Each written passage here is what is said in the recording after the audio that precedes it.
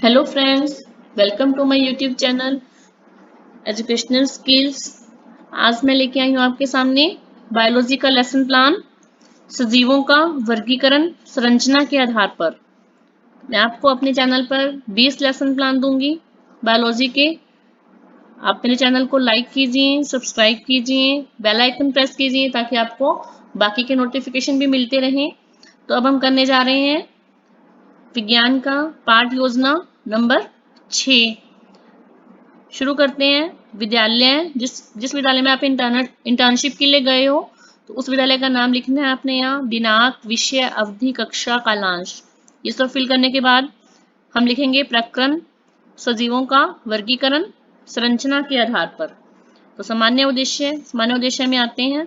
Number 1, जीव विज्ञान को पढ़ाने का उद्देश्य है कि विद्यार्थी जानने में सक्षम हो कि जीव विज्ञान हमारे आसपास के वातावरण को प्रभावित करता है।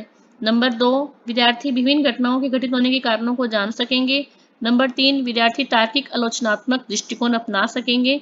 नंबर 4, घटनाओं तथा तथ्यों को सुसंगठित, क्रमबद्ध व व्यवस्थित रूप में प्रस्तुत करने में सक्षम होंगे। नेक्स्ट, विशिष्ट उद्देश्य। संज्ञानात्मक उद्देश्य में नंबर 1, विद्यार्थी प्रकरण सजीवों का वर्गीकरण के विषय में ज्ञान प्राप्त करने में सक्षम होंगे। नंबर 2, विद्यार्थी प्रकरण के विषय में प्राप्त ज्ञान का प्रत्यास्मरण करने में सक्षम होंगे। नंबर 3, नेक्स्ट पॉइंट है भावात्मक उद्देश्य। उसमें आएगा विद्यार्थी प्रकरण सजीवों का वर्गीकरण के विषय में वर्गीकरण करने में सक्षम होंगे। दूसरा है विद्यार्थी प्रकरण के संदर्भ में उदाहरण देने में सक्षम होंगे।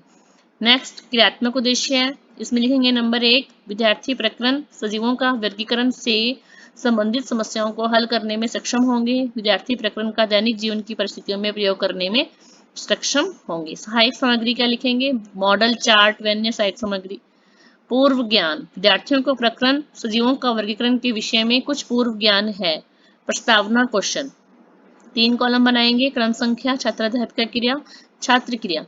क्रम संख्या 1, छात्राध्यापिका विद्यार्थियों से प्रश्न पूछते हैं, कक्षा में कौन कौन सी वस्तुएं उपस्थित हैं। तो छात्र की क्रिया क्या होगी? कक्षा में कुर्सी, मेज, पंखा, श्यामपट्ट आदि हैं।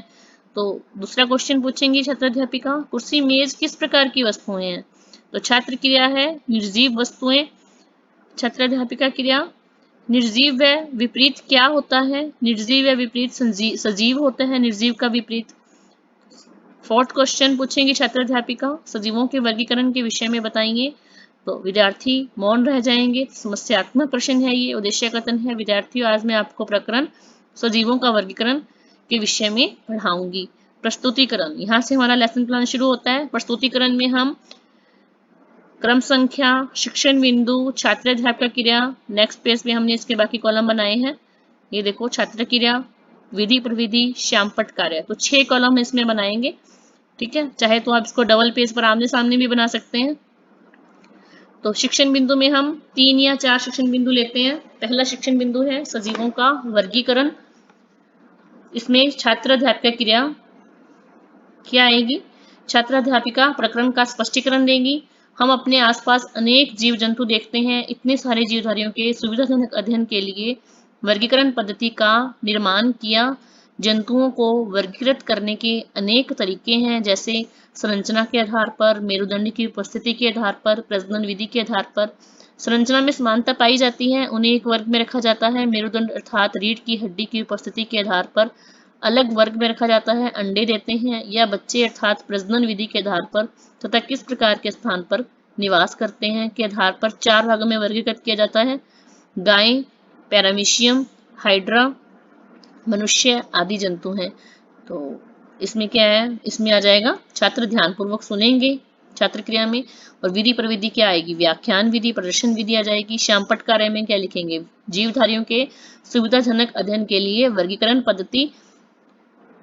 जंतुओं का वर्गीकरण 4 भागों में, जंतु, मनुष्य, मेंढक, हाइड्रा, अमीबा, गाय, कुत्ता आदि। ठीक है, तो ये इसमें आगे विकासात्मक प्रश्न पूछे हैं छात्राध्यापिका ने। कुछ जंतुओं के उदाहरण दीजिए।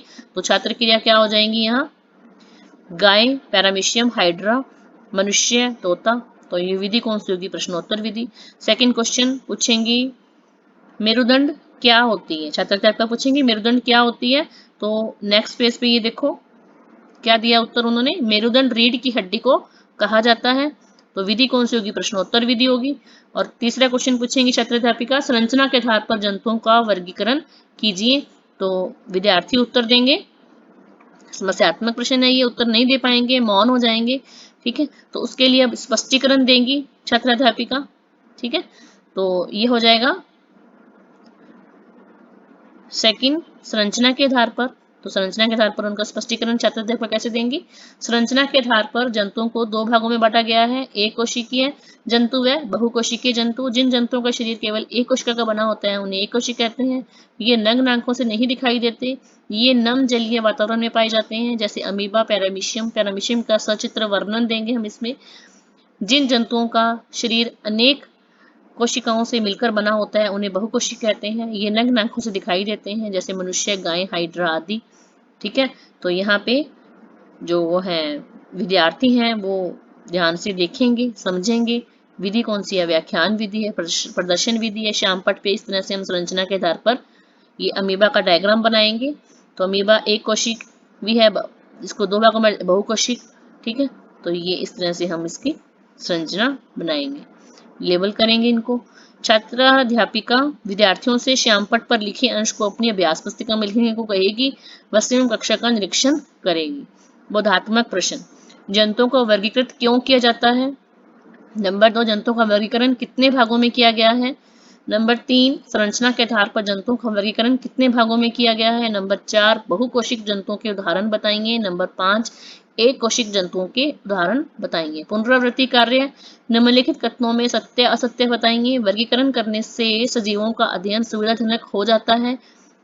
तो ये क्या है, सत्य है। जीवों को 4 भागों में वर्गीकृत किया गया है, सत्य है ये। संरचना के आधार पर जंतुओं को 2 भागों में वर्गीकृत नहीं किया गया है, तो ये असत्य हुआ। पैरामीशियम एक कोशिक जंतु है, सत्य। गृह कार्य लास्ट में बच्चों को जरूर देंगे, इसमें लिखेंगे अपने आसपास पाए जाने वाले जंतुओं में एक कोशिक व बहुकोशिक छांट कर सूची व चित्र बनाइए। ठीक है, तो इस तरह से हम सजीवों का वर्गीकरण प्रकरण, यहाँ पे हमारा लेसन प्लान पूरा होता है। तो आप हमें अगर वीडियो पसंद आई हो उसको लाइक कीजिए, सब्सक्राइब कीजिए, बेल आइकन प्रेस कीजिए, तो आपको मेरे बाकी के नोटिफिकेशन भी मिलते रहेंगे। Okay, bye.